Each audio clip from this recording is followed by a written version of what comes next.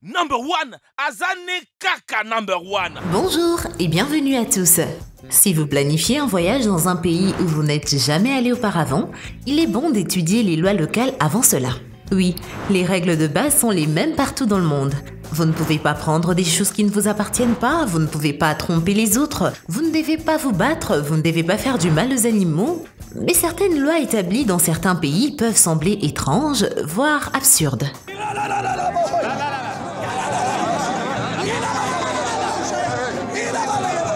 La plupart du temps, chacune de ces interdictions a sa propre histoire, mais cela ne les rend pas moins surprenantes. Avant de plonger dans ces règles étranges et un peu farfelues, voici la question du jour. Difficile à trouver, difficile à garder. Je cesse d'exister dès que vous me découvrez. De quoi s'agit-il? Signifiez-le nous dans vos commentaires, mais restez avec nous jusqu'au bout pour découvrir la bonne réponse. Et maintenant, voici 10 des interdictions les plus étranges au monde.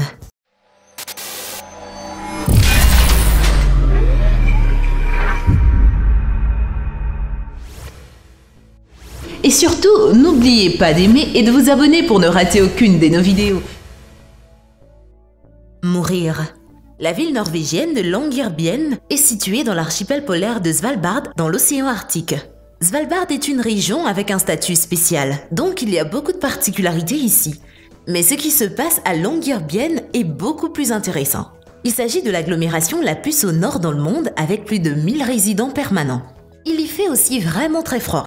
Vous pouvez observer le jour et la nuit polaire et vous rencontrerez difficilement des personnes de plus de 66 ans et il est interdit de mourir. Si vous êtes vieux ou si vous tombez soudainement gravement malade et que vous risquez de ne pas pouvoir y survivre, vous serez probablement envoyé à Oslo dès que possible. Oui, pour que vous puissiez vivre vos derniers jours là-bas. Ça semble effrayant et quelque peu désagréable. Au moins, si la mort frappe soudainement un homme à Longyearbyen, le corps sera enlevé de la ville. Le cimetière de la petite ville a cessé d'accueillir les nouveaux arrivants en 1950 lorsqu'on a découvert que les corps ne se décomposaient pas, ce qui est un problème beaucoup plus grave qu'il n'y paraît à première vue. En 1918, l'épidémie de grippe espagnole a ravagé la ville et fait de nombreuses victimes. Les morts étaient enterrés, mais 30 ans plus tard, il s'est avéré que le pergélisol préserve leur corps, ce qui signifie qu'un dangereux virus qui, au XXe siècle, a détruit 5% de la population mondiale, a également survécu. Depuis lors, il est interdit de mourir, ou plus exactement, d'enterrer les morts à Longyearbyen. Cependant, ce n'est pas la seule loi locale étrange. Il y a aussi une interdiction des chats. Il y a des restrictions sur la quantité d'alcool et il y a une exigence selon laquelle toute personne qui sort dans la rue doit porter un fusil. C'est un peu compréhensible car les ours polaires viennent souvent leur rendre visite. La sorcellerie. L'époque de l'Inquisition est révolue depuis longtemps, mais le Canada interdit toujours la sorcellerie. Ok, pas exactement faire de la sorcellerie, mais prétendre faire de la sorcellerie. Nous ne savons pas ce qui semble le plus étrange, mais ils sont visés par l'article 365 du Code criminel du Canada.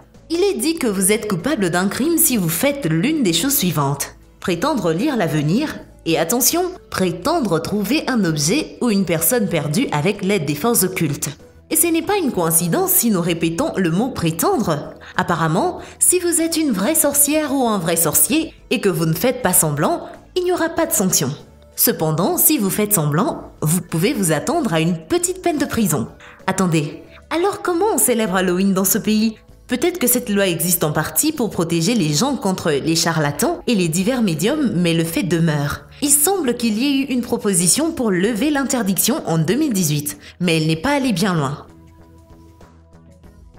Aller aux toilettes après 22 heures. Eh oui, et vous ne pouvez pas prendre de douche non plus. C'est le genre d'interdiction qui s'applique aux anciens immeubles d'habitation en Suisse. De plus, cette loi est réellement respectée et vous pouvez être rapporté à la police pour sa violation. Mais quelle est la raison de cette restriction? Tout ça à cause du bruit quand on tire la chasse d'eau des toilettes? Il y a un bruit très fort qui peut réveiller les voisins qui sont déjà couchés. C'est exactement la même histoire avec le bain. Bien sûr, vous pouvez prendre une douche rapide, mais vous ne pouvez pas barboter dans la baignoire car lorsque vous faites couler le bain, il y a beaucoup de bruit et cela dépasse le temps prévu pour le silence de 22 h à 7 h. Le plus souvent cependant, ces interdictions sont locales.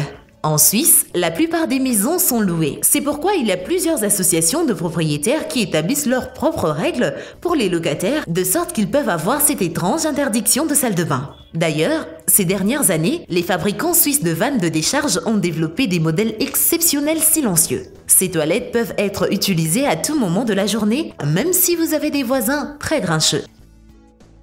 Le chewing-gum. Vous avez probablement entendu parler de cette interdiction qui s'applique à Singapour.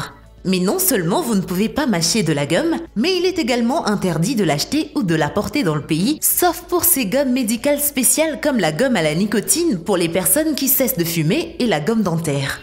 Ils ne peuvent être achetés qu'en pharmacie. Sinon, la gomme est strictement interdite et elle peut vous coûter des grosses amendes.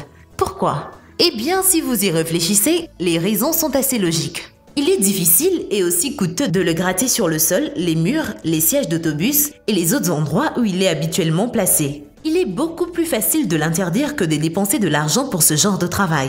Une autre raison est venue avec l'ouverture du métro peu après son lancement. Les hooligans ont trouvé une excellente façon de s'amuser. Ils le collent au centre des portes automatiques, ce qui, bien sûr, les a fait tomber en panne. En fin de compte, les autorités ont conclu que les chewing-gums causaient plus de problèmes que d'avantages et l'ont interdite complètement, et cela semble fonctionner. Les portes du métro ne tombent plus en panne et on ne marche pas sur quelque chose de collant en cours de route. Prendre des photos. Les villages alpins sont pratiquement faits pour les photos et pour les mettre ensuite sur les réseaux sociaux. Mais ce n'est pas légal partout. Ainsi, la municipalité suisse de Bergen a introduit une interdiction de la photographie en 2017. Chaque fauteur de troubles se verra infliger une amende de 5 $. Cependant, l'interdiction ne s'applique pas aux citoyens qui photographient depuis leur quartier, ni aux photos de mariage, ni aux photos prises depuis la voiture ou un train qui passe. Mais à quoi sert une telle loi? Eh bien, la réponse est simple. C'est une publicité. C'est vraiment le cas. Selon les auteurs de l'interdiction, les scientifiques ont montré que les photographies avec des belles vues rendent les gens malheureux. Cette déclaration s'applique à ceux qui ne peuvent pas se rendre à cet endroit et vivre des émotions positives dans la réalité. Et Bergen est vraiment un endroit merveilleux à tout point de vue. Semblable aux décorations des contes de fées. Il est donc préférable de le visiter en personne plutôt que de voir des photos d'autres personnes. Oui, c'est une logique très étrange en effet. Il y a même des signes d'interdiction de la photographie dans tout le village. Est-ce que ça a aidé les touristes et ceux qui ne pouvaient pas venir à Bergen? Qui sait? Voyager dans le temps. Ok, on avoue, c'est hilarant dit comme cela. Alors, disons plutôt qu'il est interdit de montrer des films qui incluent le voyage dans le temps. Cette loi a été adoptée en Chine en 2011. Les représentants du Bureau central du cinéma, de la radio et de la télévision ont déclaré que la plupart des histoires de ces films sont fictives et déforment les réalités historiques. Mais c'est justement ça l'idée. Cependant, les autorités chinoises ont été très pointilleuses en ce qui concerne les films et les précisions. Selon eux, de tels projets ne valent pas la peine d'être encouragés parce qu'ils soutiennent la superstition et sapent presque le système étatique. Qui aurait cru que le retour vers le futur et les X-Men pouvaient être si dangereux? Interrompre un mariage. Vous souvenez-vous de cette scène qui était souvent utilisée dans les vieux films? Une héroïne se marie avec quelqu'un et le prêtre dit que celui qui a quelque chose à dire parle maintenant ou se taise à tout jamais. Et alors le héros entre dans l'église et crie « Je m'y oppose !» Il descend l'allée pour dire qu'il aime vraiment l'héroïne. Ah, comme c'est romantique. Malheureusement, en Australie méridionale, c'est interdit et ce n'est pas une blague. Vous ne pouvez pas interrompre un mariage ou un enterrement ici et l'interdiction est prescrite par la loi. Selon cette loi, quiconque fait délibérément obstruction à un mariage ou à une cérémonie funéraire est coupable d'un crime et est passible d'une amende maximale de 10 000 $ et dans certains cas, cela peut vous coûter 2 ans de vie derrière les barreaux. L'interdiction s'applique à toutes les cérémonies, qu'elles soient laïques ou religieuses. S'arrêter sur l'autoroute à cause d'une panne d'essence. Les autoroutes allemandes sont un endroit où il y a des règles spéciales et elles sont tout à fait inattendues. Toutes les autoroutes ont des zones spéciales. Il y a aussi une voie d'urgence où vous pouvez vous arrêter en cas de panne. Jusqu'à présent, tout semble assez logique et c'est vrai. Mais si vous tombez en panne d'essence sur l'autoroute et que vous vous arrêtez soudainement, vous aurez une amende. En effet, la circulation sur ces routes est très rapide et le fait de s'arrêter peut causer un accident grave et le fait de ne pas avoir d'essence ne sera pas un facteur atténuant. Après tout, Vous êtes le conducteur et devriez être responsable de ces choses. Jouer avec des boules de neige. On suppose que dans tous les pays où il neige, les enfants sont libres de jouer avec des boules de neige. Parfois, les adultes le font aussi, partout dans le monde, sauf dans la ville américaine de Severance au Colorado, parce qu'ici, il y a presque un siècle, ce jeu amusant a été interdit. Cela semble être une blague, mais cette loi a vraiment existé. Elle est apparue dans un règlement et interdisait le fait de jeter des pierres et d'autres choses sur les gens et leurs propriétés, comme des voitures. Des boules de neige inoffensives sont également incluses dans cette définition. La première référence à Severance remonte à 1920. L'interdiction de faire des boules de neige était presque aussi vieille que la ville elle-même, et pendant de nombreuses années, personne n'a même essayé de la changer. Heureusement, la jeune génération peut penser différemment. En octobre 2018, un garçon nommé Dan Best a participé à une excursion dans un hôtel de ville avec ses camarades de classe. Le maire a commencé à parler aux écoliers des lois étranges. Il a également mentionné l'interdiction des boules de neige. Cependant, les autorités n'ont jamais insisté pour faire respecter l'interdiction.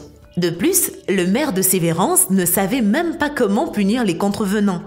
Dans l'ensemble, la loi semble complètement insignifiante et Dan Best a décidé de régler la situation. Le garçon de 9 ans a recueilli 2 douzaines de signatures de ses camarades de classe pour l'appuyer et a préparé une présentation de 5 minutes. Et que faisiez-vous quand vous aviez 9 ans ? Dans son exposé, il a expliqué en détail pourquoi l'autorité de la ville devrait lever l'interdiction. Le garçon a qualifié la loi d'obsolète et a insisté sur le fait que les enfants vivant à Severance, comme les enfants du monde entier, devraient avoir la possibilité de jouer avec des boules de neige, et Dan a réussi. Une loi vide de sens qui a duré un siècle a été abolie et le maire a même donné à l'étudiant un dispositif spécial de boules de neige. Et voilà, c'est tout pour aujourd'hui. Nous espérons que la vidéo vous a plu. Alors, avant de nous quitter, la réponse à la question du jour, c'est un secret. Merci d'avoir été avec nous et à la prochaine sur Dr. Bot. Eh bien, merci d'avoir suivi cette vidéo et surtout, n'oubliez pas d'aimer et de vous abonner pour ne rater aucune de nos vidéos. Quant à moi, je vous dis bye bye.